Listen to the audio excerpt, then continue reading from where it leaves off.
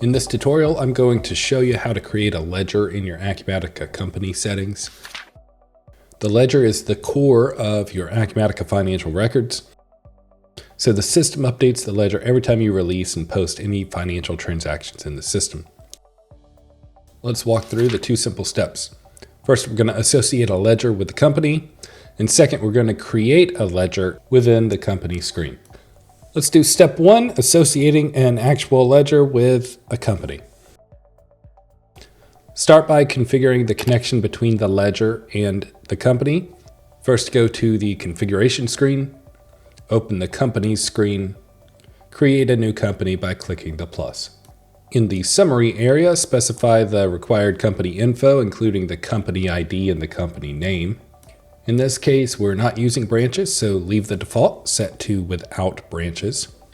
Ensure the main address section is fully populated. City, country, and state are absolutely required. In the base currency box, whenever you enter USD, the system will automatically fill in the description and the currency symbol and decimal precision boxes based on the fact you selected a currency. Now click Save on the toolbar. And now we're on to step two, which is creating the actual ledger. So to do that, simply click the Create Ledger button and enter the company ID in the box. Then click the final Create button, and it's that easy.